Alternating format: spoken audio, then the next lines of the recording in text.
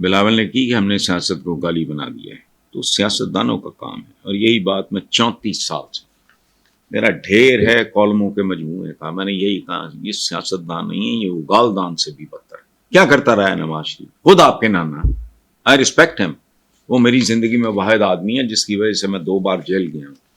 اگلی بات، بلاول بھٹو نے کہا ہے، خوبصورت بات کی ہے کہ عمران خان سے کوئی ذاتی اختلاف نہیں ہے، ہو بھی نہیں سکتا، عمران کا اس کا میچ ہی نہیں بنتا، چے پدی کا شوربہ۔ اب بلاول کا عمران کے ساتھ اس نے ٹھیک کہا ہے، لیکن اس کے علاوہ کیا سکتا ہے؟ تیرا ذاتی اختلاف کیا ہونا ہے؟ وہ ایک سلیبریٹی ہے، اس نے اپنی ہک کے زور پہ تو برخوردار، آپ کی تو ٹوٹل کوالیفیکیشن یہ ہے کہ آپ محترمہ بے نظیر بھٹو شہید کے بیٹے اور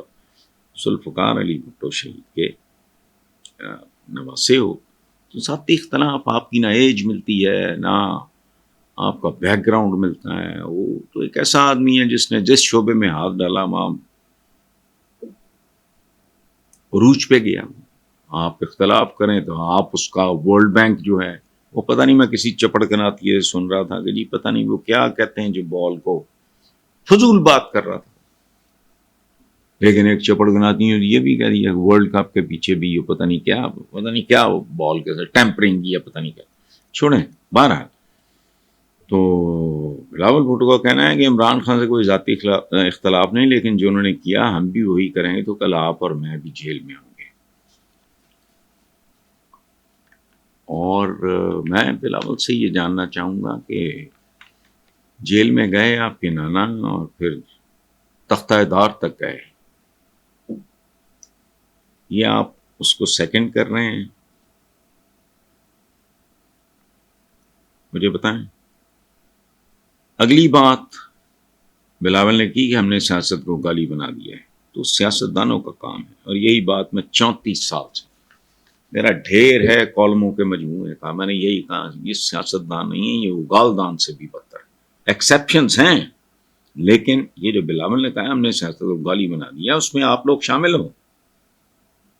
اب یہ سارا ملبہ آپ عمران پہ ڈال رہے ہیں، اٹس ناٹ فیئر۔ کیا کرتا رہا ہے نواز شریف، خود آپ کے نانا، آئی ریسپیکٹ ہم، وہ میری زندگی میں واحد آدمی ہے جس کی وجہ سے میں 2 بار جیل گیا ہوں۔ بھٹو صاحب کو میں نے کسی جلسے میں بھی نہیں دیکھا، I was so young، لیکن وہ باتیں بڑھیں ان کی سنا کے جو بھی، اور وہ بریلینٹ آدمی تھا، میں ان کی ساری کتابیں میں نے پڑھی نہیں ہیں، پاکستان میں تو کسی اور سیاستدان کو کتاب لکھنی نصیب ہی نہیں ہوئی، تو ان میں پلسز بھی ہیں مائنسز بھی ہیں، لیکن گالی تو انہوں نے بھی استعمال کی تھی، تمہارے انکل نے، نواز شریف نے، تمہاری والدہ کے بارے میں، محترمہ کے بارے میں کیا کریں، اس لیے چھوڑو۔ تو لیکن ایک بات مجھے اچھی لگی کہ ذاتی دشمنی نہیں، وہ ہو بھی نہیں سکتی، لیول ہی کوئی نہیں ہے نا۔ تو یہ تو بالکل اس طرح کی بات ہے، ایک دفعہ ایک آدمی اس نے کہا کہ وہ یار پرانے زمانے کی بات کر رہا ہوں کہ علامہ اقبال کی ڈیتھ ہو گئی ہے تو میں بھی آج کل بڑا بیمار شمار رہنا ہے، اس طرح کی فضول بات ہے۔ بہرحال تو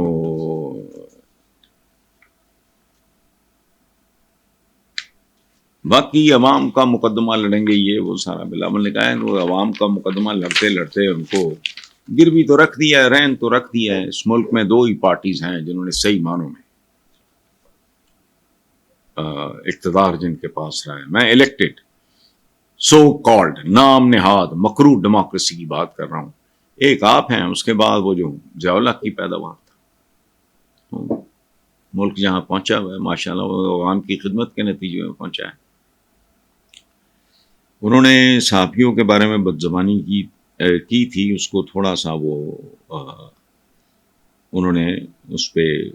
مشروط قسم کی معذرت کی ہے کہ صرف ایجنڈے پہ چلنے والے ٹاؤٹوں پہ اعتراض اور تنقید کی جس پہ قائم ہے۔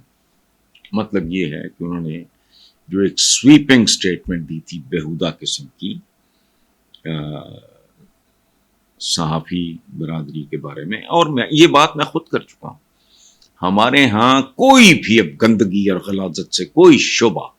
کوئی کمیونٹی محفوظ نہیں ہے، ہر بندہ، ہر شعبے کا ہر بندہ، لیکن سویپنگ سٹیٹمنٹ نہیں دینی چاہیے، چونکہ آج بھی اگر میں کہتا ہوں کرپشن اپنے ساتویں آسمان پہ، اس میں کوئی شک نہیں، ہر پیشے میں گندے، دلال، جھوٹے، حرام خور موجود ہیں اور اکثریت میں ہیں، لیکن آج بھی ہر پیشے میں، ہمارے ہر پیشے میں، ڈاکٹر سے لے کے صحافت تک، صحافت سے لے کے سیاست تک، تھوڑے سے ہی لیکن کچھ لوگ ایسے ہیں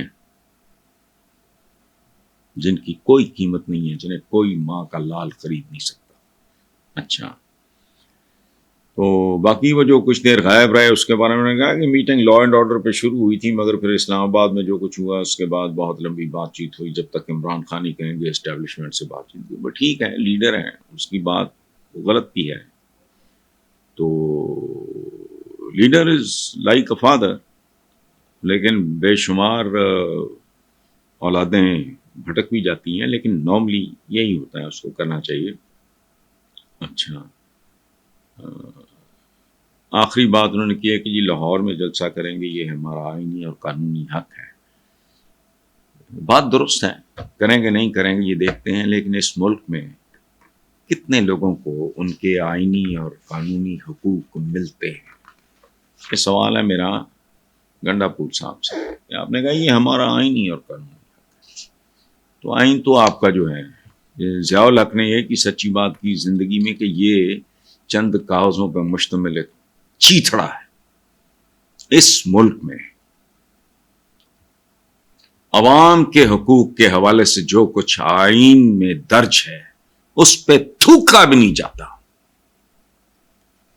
وہ چاہے اناج کا مسئلہ ہو، یعنی بھوک ننگ کا، روزگار کا مسئلہ ہو، یا وہ انصاف کا مسئلہ ہو۔ تو اگر آپ کا یہ حق ہے آپ لے سکیں تو ماشاءاللہ، ہیٹس آف ٹو یو۔ باقی اس ملک میں یہ بات کرنا کہ آئینی اور قانونی حقوق، وہ کبھی آپ نے سنا کہ آئین کی ان شکوں کے بارے میں جن کے بارے میں کچھ بدبخت لوگوں کی ذاتی دلچسپیاں ہوتی ہیں؟ عوام کے حقوق پہ تو آج تک کبھی لڑائی نہیں دیکھی سیاستدانوں نے۔ یہ بچے جو تھکے کھاتے پھر رہے ہیں اسکولوں سے باہر، ابیوز ہو رہے ہیں کیسی کیسی گندی اور غلیظ جگہوں پہ، یہ پناہ گاہیں ڈھونڈتے ہیں کہ ان کو چلو یار کچھ زندہ رہنے کے لیے زندگی میں کچھ سہارا مل جائے گا، یہ کچھ سیکھ سوکھ جائیں گے، کپڑا بھی مفت مل جائے گا، روٹی بھی مفت مل جائے گی، چھوڑیں۔ وہ چاہے اناج کا مسئلہ ہو، یعنی بھوک ننگ کا، روزگار کا مسئلہ ہو، یا وہ انصاف کا مسئلہ ہو۔ تو اگر آپ کا یہ حق ہے آپ لے سکیں تو ماشاءاللہ، ہیٹس آف ٹو یو۔ باقی اس ملک میں یہ بات کرنا کہ آئینی اور قانونی حقوق، وہ کبھی آپ نے سنا کہ آئین کی ان شکوں کے بارے میں جن کے بارے میں کچھ بدبخت لوگوں کی ذاتی دلچسپیاں ہوتی ہیں؟ عوام کے حقوق پہ تو آج تک کبھی لڑائی نہیں دیکھی سیاستدانوں نے۔ یہ بچے جو تھکے کھاتے پھر رہے ہیں اسکولوں سے باہر، ابیوز ہو رہے ہیں کیسی کیسی گندی اور غلیظ جگہوں پہ، یہ پناہ گاہیں ڈھونڈتے ہیں کہ ان کو چلو یار کچھ زندہ رہنے کے لیے زندگی میں کچھ سہارا مل جائے گا، یہ کچھ سیکھ سوکھ جائیں گے، کپڑا بھی مفت مل جائے گا، روٹی بھی مفت مل جائے گی، چھوڑیں۔